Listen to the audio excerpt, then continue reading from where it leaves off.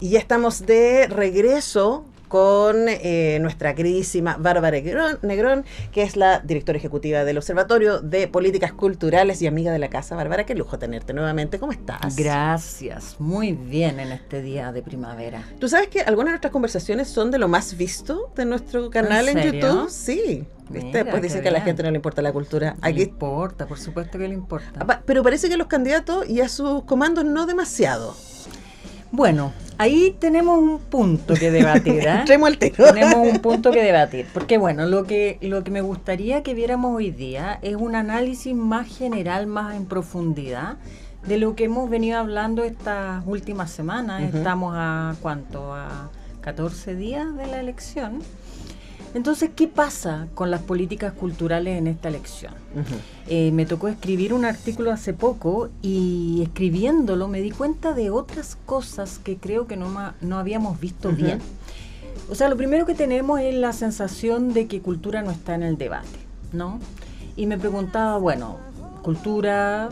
es muy posible que se haya comido por los temas que tanto discuten, ¿no? Seguridad, inmigración, los 3 temas, crecimiento, los únicos temas que han dado vuelta en el debate. Sí, por una parte sí, pero hay más.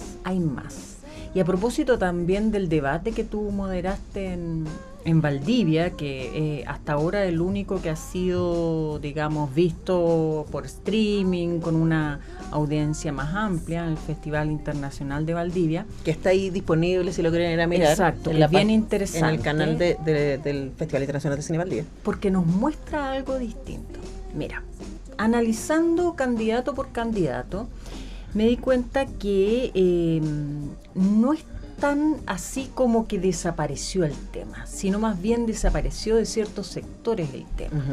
Primero, con una mirada más hacia atrás, vemos que siempre consideramos, después de la dictadura, que la cultura estaba en la izquierda, y en realidad estaba de la centroizquierda hacia allá, era donde se hablaba, no había otro espacio. Y eso fue así durante 20 años. Pero el 2010, Piñera, muy intencionadamente, empezó a trabajar el tema de las políticas culturales, empezó a generar equipos en torno a las políticas culturales y eso se fue continuando e incrementando.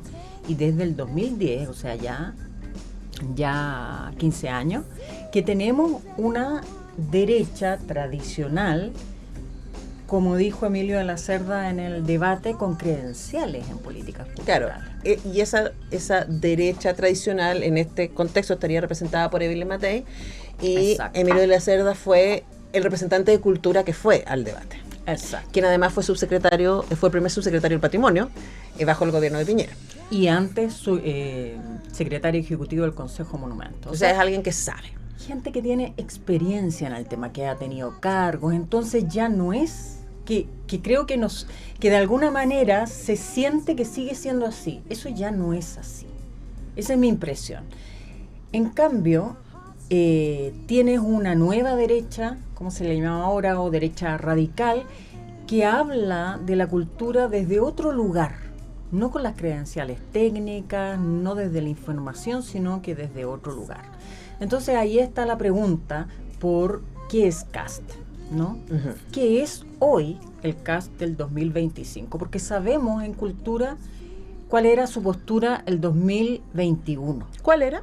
Era una postura desinformada, prejuiciada, muy preocupada de ciertos temas como el lenguaje, fuertemente. El lenguaje es un tema... ¿Pero el lenguaje inclusivo o el lenguaje en general? El uso del lenguaje. Ya. El uso del lenguaje, eso es bien particular, me llama harto la atención, porque eso aparece en el CAST del 2021 y en Kaiser sí, es como que todas estas del 2025. Esta desinformación, este prejuicio, ¿cierto? Respecto a qué se hace en cultura y cómo se han administrado esos dineros, etcétera, que recordemos no superan el 0,6% del presupuesto exacto, público.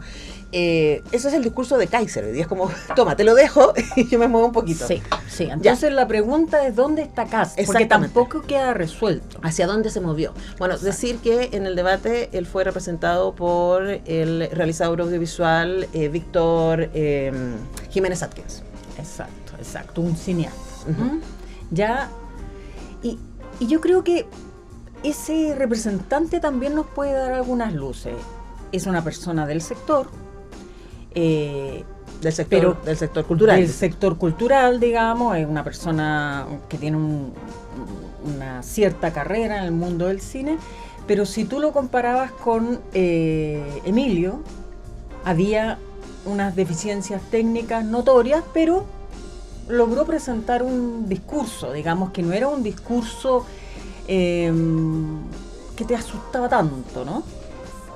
Pero habían ciertas cosas. Bueno, yo creo que ustedes pueden ver mis caras en el debate. Yo tratando de sostener todo mi ladiness. Porque, por ejemplo, él dijo cosas, y voy hacia allá, ¿no? Porque, a ver, hay un concepto que yo creo que no le hemos tomado suficiente atención, que las ultraderechas están usando a caballo, ¿no? Que es la idea de la batalla cultural. Sí. Y yo creo que nosotros no le hemos tomado suficiente atención al concepto de batalla cultural, porque la idea de batalla cultural tiene que ver con la construcción de imaginarios y sentidos comunes de qué es lo que se supone que entendemos por cosas tan básicas como la identidad. La identidad de género, la identidad nacional, la identidad, o sea, lo que dijo Víctor en ese debate fue que la cultura era lo que nos diferenciaba de los otros. Sí, hay una idea de cultura bien identitaria. Claro, bien entonces, identitaria. A eso me refiero con la batalla cultural, ¿no? Es tratar de instalar, que lo hemos visto en Argentina, que lo hemos visto, la cultura como algo que separa, no como algo que crea puentes.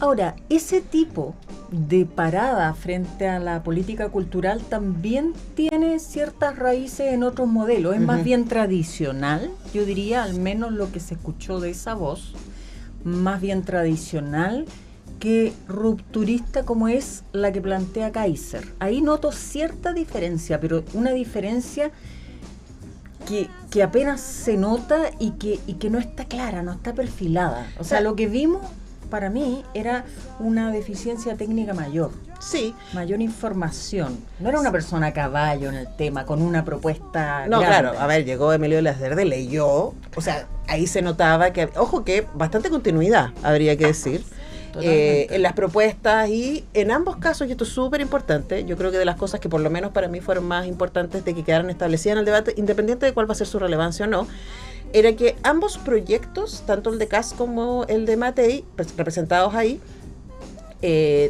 eran expansivos en cultura. O sea, hay que llegar a más lugares, hay que invertir más en cultura, hay que más la idea de democratizar la cultura que de democracia cultural. Tenemos que llevar la cultura a distintos lugares. Y yo les pregunté a ambos, bueno, pero sus candidatos hablan de que hay que guardar dinero, ¿no? Hay que gastar menos dinero del Estado, pero en ambos casos ustedes están haciendo propuestas que son expansivas, y ambos me dijeron que cultura no se va a tocar. Exacto, es que esa fue una pregunta esencial, porque dijo, cultura no se va a tocar. Los dos dijeron, sí. Y el de Matei, que bueno, ahora parece que no va a importar eso, pero no sabemos, es que yo creo que es muy entretenido que no sabemos, cualquier cosa puede pasar. Sí, está todo pasando en esta elección tan tensa, pero efectivamente dijo no lo va a tocar. Quiere decir que sí les importa, es que ese es el cambio, o sea, es uno de los cambios que yo noto. Les importa, no son indiferentes a la cultura.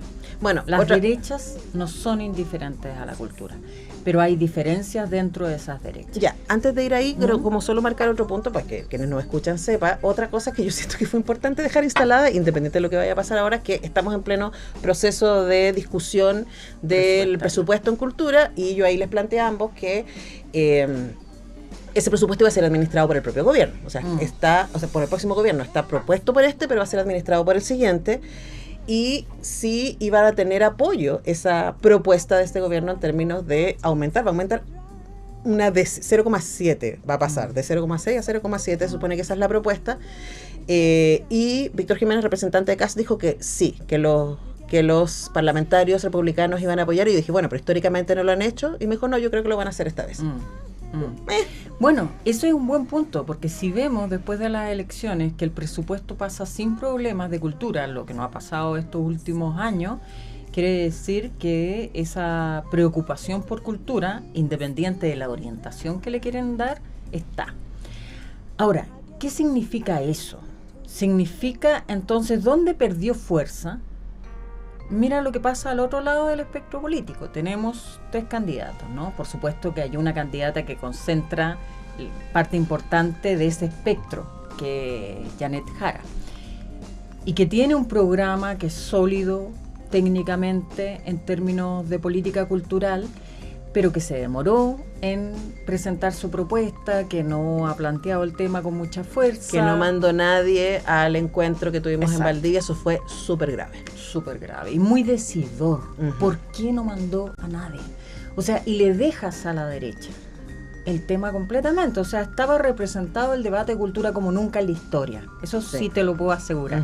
Como nunca en la historia, desde los 90 hasta acá, quizás antes también, estaba solo la derecha hablando de cultura.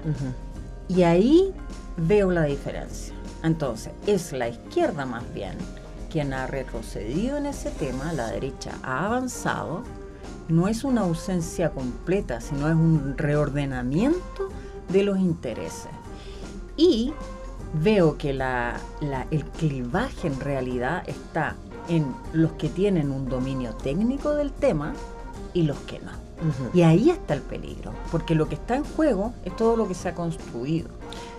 No sé si... Sí, y ahí también, esa fue una pregunta que me quedó pendiente para Víctor Jiménez, y después la pensé, es como, si llegase a ser Kast, el presidente, futuro presidente, ¿con quién va a trabajar? En varias áreas, en varias áreas, pero también, ¿qué decir Kaiser? O sea, es como, ¿con quiénes va a trabajar el arzobispado? Lo va a poner ahí en el Ministerio de Cultura, que ojo, no estoy exagerando, es una de las cosas que está en su plan. Está. La religión, claro. Miembros del... Claro, sí, esa es la gran pregunta. Kast hoy día es un misterio en cultura. Tenemos solo estas pequeñas, él tiene solo una medida, que es un plan de inversiones que suena totalmente razonable, pero no te llega a dar una idea de qué va a hacer, con quién lo va a hacer, a quién va a poner de ministro. No tiene una figura que uno diga... Y un equipo. Y un equipo... Claro, no es lo mismo que Piñera 1, que había construido un equipo que pudo, que en ese momento estaba liderado por Luciano Cruzcoque, que luego fue ministro de Cultura. Entonces había cierta... Y tuvo estos comités de cultura, de discusión, que trajo, digamos, Entonces fue construyendo un camino. En este caso no. Bueno, ahora está fuera de sus intereses. Pero mira lo que pasa con Kaiser. Kaiser comienza su programa con cultura. El capítulo 1. ¿Dónde está cultura siempre en los programas de gobierno? Penúltimo, por ahí. Nunca lo último, pero jamás el primero. Decir que en la propuesta, en el plan de Jara está en la página 40. Como ejemplo, ¿no? Y fíjate tú, la única pregunta hasta ahora de lo que hemos hecho seguimiento desde el observatorio es la única pregunta sobre cultura en el debate fue una que le hicieron a Kaiser sobre los libros, porque él propone que los libros que van a ser destinados a adolescentes y niños sean revisados para sacar contenidos sexuales corrompidos, ideologizados. Bueno, ¿qué va a entender por corrompido, por ideologizado? ¿Quién va a decidir? Y ahí hay un desconocimiento, porque los libros no entran y se compran así. Hay comités que deciden de una manera muy dialogante, en distintas fases, en un proceso bien estratificado, bastante complejo, donde se debate cuáles son los textos que el Estado tiene que adquirir. Entonces, ¿qué vemos ahí? No se conoce cuál es ese sistema. No se conoce que hay una selección, que hay un cuidado, y que en los que entran en esa selección son personas de diversas profesiones, de diversos tipos, pero que están ligados. Bueno, pero es lo mismo que respecto a los fondos de cultura, ¿no? Que él dice que están ideologizados, ¿cachai? Es como, bueno, pero ¿usted sabe quién escoge dónde va la plata? Ahora, con respecto a los libros, igual él está siguiendo el guión de la ultraderecha mundial, ¿no? O sea, recordemos que solo en Estados Unidos, entre el 2021 y el 2025, 22.810 libros Exacto. han sido censurados. Sí. 22.800, y libros así como de verdad uno dice, ¿en serio? O sea, ya, Un Mundo Feliz, 1984. Claro, exacto, ese tipo de libros perfectamente se podrían pensar que son ideologizados. Porque hoy día ya no se dice ficción, es historia contemporánea. Claro, también. Entonces, yo creo que está Gran Hermano, de ¿eres tú? fondo el desconocimiento. Sí, Entonces, que estamos, claro, si vamos a pensar que técnicamente, no sé, es como en la discusión de las vacunas, ¿no? Eso no es una discusión, si la pones como una discusión ideológica, es una discusión científica. Esa es la discusión. Claro, entonces, pero es que ahí te lo pongo de vuelta, ¿no? Volvemos a la idea de la batalla cultural, que a mí me parece que es clave, porque de nuevo, Kaiser se alinea con una ultraderecha internacional, cuyos representantes más evidentes para nosotros y cercanos, porque de los que tenemos más noticias, son Trump y Milei. Y ambos han tenido medidas en sus gobiernos muy de cabeza, ¿no? Contra, por un lado, la creación. exacto, los museos, los contenidos. Por otro lado, la difusión, o sea, la pérdida, en ambos casos, Sí. de apoyos a los medios públicos, cosas que en Chile, o sea, probablemente TVN se venda, ¿no? Bajo el gobierno de Kaiser, si es que llegase a pasar. Y también limitación de contenido. O sea, yo creo que están esas tres cosas. Justo ayer hablábamos con la Cote Cumplido sobre el caso Smithsonian. Y cuando tú quieres, o sea, con la Cote, por supuesto, conversábamos que siempre se puede cuestionar el punto de vista desde donde se cuenta la historia. Claro que sí. Lo complicado es cuando tú empiezas a cuestionar los hechos. Y lo que hemos visto, y entonces también yo pienso en el Smithsonian, obviamente que el Museo de la Memoria y los Derechos Humanos, que son hechos probados, que están ahí, ¿no? Va a estar en peligro. Y los sitios de memoria, ¿qué decir? Exacto, entonces te das cuenta que no es que la cultura esté tan ausente. Importa. O sea, de alguna manera importa, de una manera que no nos gustaría que importara, pero importa de otra manera. Es que la batalla es cultural, porque entonces, es la construcción de un sentido común. ¿Qué se está oponiendo a eso, no? Y yo creo que hoy día, primero hay que estar muy atento de la desinformación, por un lado, que creo que es el clivaje, con la información, o sea, con el conocimiento de la institucionalidad, con el conocimiento de lo que se ha logrado construir, que ha sido importante, en contra de la desinformación, el prejuicio, los supuestos. Eso yo creo que es el gran clivaje, pero la importancia de la cultura en la derecha hoy día no se puede negar, no se puede negar. Y eso es un panorama complejo, porque ¿quién está haciendo ese contrapeso? O sea, justo en este momento es que la centro izquierda, ¿no? Todo ese espectro está retrocediendo el espacio ganado, no tiene sentido. Justo ahora. Porque hay que hablar de seguridad, hay que hablar de crecimiento. Claro, pero es que básicamente una cosa que ha pasado, y yo siento que ha pasado mucho en este gobierno también, es que se le entregó la agenda a la derecha. Ahora, esto no es casual, y yo creo que tú y yo no hemos metido suficiente ahí también, Bárbara, respecto a propiedad y editorial de los medios de comunicación. Porque esa agenda, la agenda que hoy día se está discutiendo en los debates, que va en el centro de las propuestas de campaña, es una agenda impuesta por los grandes grupos económicos a través de sus medios de comunicación. O sea, el hecho de que en Chile tengamos esta sensación de inseguridad similar a la de un país en guerra, a pesar de que seguimos siendo una de las zonas más seguras de Latinoamérica. Ojo, insisto, obviamente hay delincuencia, obviamente los índices se han subido. Pero es una sensación mediada, ¿no? Sí, es una sensación es súper claro. Construida. Porque la gente, claro, le preguntas cómo está, dice una cosa, le preguntas cómo está el país, dice otra. O sea, su sensación está mediada por algo. O sea, cuando, eso lo muestra mucho. Te tiene que haber pasado. Te fuiste a Colombia a un encuentro de cultura un poquito antes que yo, y allá me decían, ¿qué les pasa a los chilenos? Es como que todo el mundo anda asustado, que no vayas para allá. Y es como, O sea, Santiago es mucho más tranquilo que Bogotá. No, ya ha afectado todo, ¿no? Porque Sí, la pues. noche... Pero a eso me refiero. Entonces... Bueno, la noche sí no es mi tema. Tampoco es muy nocturna. Pero lo que estoy diciendo es, y yo creo que, insisto, no lo hemos visto suficiente, que lo que se ha instalado en el sentido común se ha instalado a través de un discurso de los medios de comunicación que tienen dueños, que son los mayores grupos económicos de este país, que tienen una agenda política y que están usando, y no estoy siendo conspirativa, es como, por favor, siga la línea, siga la línea del dinero, ¿no? ¿Quién financia? ¿Y qué es lo que está? ¿Por qué la Corporación de la Construcción Chilena tiene una radio? La Corporación Chilena de la Construcción, sí, pauta, es de la Corporación Chilena de la Construcción. ¿Por qué?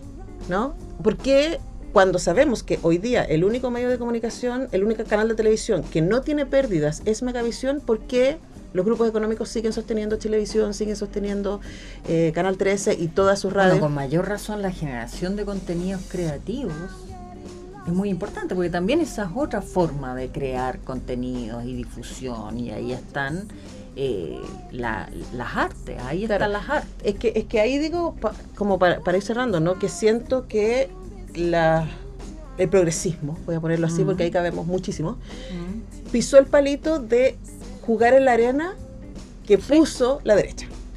Y entró de cabeza. Y yo siento que este gobierno ha hecho lo mismo, ¿no? Totalmente. Entonces, tú le entregaste la agenda a los otros y juegas en la cancha que los otros te marcaron. Y yo siento que hoy día, en vez de recuperar esa cancha desde Cultura, que siempre ha sido un aliado de las campañas presidenciales de la centroizquierda, hoy día... Entonces, ¿qué sentido tiene haber ese retroceso? O sea, ¿por qué te conviene retroceder en este punto? ¿Te tiro una hipótesis? Yo creo Por favor, que... porque yo tengo aquí solo preguntas. Yo te tiro una hipótesis, yo no sé si es cierto, pero yo también soy pura duda, ¿no? Yo creo que hay mucha culpa respecto a la cantidad de expectativas que tenía el mundo de la cultura de este gobierno, y querámoslo o no, Jara igual es una continuidad. Claro. Entonces yo creo que no tienen cara para acercarse al mundo de la cultura, para pedir apoyo. Ojo, que igual hay trabajadores del arte por Jara, hay organizaciones, etcétera. Pero yo creo que también hay como un reconocimiento que hay una pérdida ahí. Tiene lógica, pero Es más pero es complejo la que eso. peor decisión, digamos, Por ¿no? supuesto, po. Porque tendrían que haber seguido sosteniendo. Ahora, a mí me parece muy bien que las derechas hayan tomado, que la derecha haya tomado el tema de las políticas culturales, por supuesto. O sea, yo creo que veníamos como en un increciendo donde el tema de las políticas culturales no podía estar ausente. Eso cambió. Y hoy día más bien estamos en este clivaje. Todos tendrían que tener una postura. Pero hoy día, lo mismo que dijiste tú, si tú escuchabas el discurso del representante Lin Matei, no había nada disruptivo, No, había continuidad. Era un discurso que sabía del tema, era un discurso apropiado, era algo que uno firmemos acá al tiro, claro. ¿no? Menos mal. Era muy Sí. bueno. Entonces, eso es bueno. Eso es bueno. Lo malo es que se haya abandonado por parte de un sector donde tenía muchas competencias, mucho capital construido. Entonces eso no se entiende. Si tú tienes un capital construido en un sector, vas a abandonarlo y vas a ir por otro. Es una apuesta. Es que sí, po. Pero es una apuesta que tiene consecuencias políticas. Absolutamente. Y consecuencias para la institucionalidad, que esperemos no sean las que tememos, pero va a tener consecuencias. Bueno, vamos a ver. Les invitamos a que vean el Cawin, así se llaman esos encuentros, Cawin, en la página web del Festival Internacional de Cine Valdivia, donde conversamos con Víctor Jiménez Atkins, representante de cultura para esa escena, de CAST, y con Emilio Lacerda, representante de MATE. Muy bueno ese debate. Sí. Lástima que no haya ido ningún representante. Y todavía no tenemos una explicación razonable. El Observatorio de Políticas Culturales, la Unión Nacional de Artistas, Festival Internacional de Cine de Valdivia, llegó un comunicado 5 minutos antes de que partiera. Entonces, hay algo. ¿Y cómo nos quedamos? Plop. Todos quedamos muy plop. Bueno, vamos a seguir dándole vuelta a esto y más. Vamos a hablar de Quimantú a la vuelta. De los cómics que se hicieron en la época de Quimantú con el Gonzalo Martínez. Fascinante. Maravilloso. Así que vamos a la música y ya regresamos.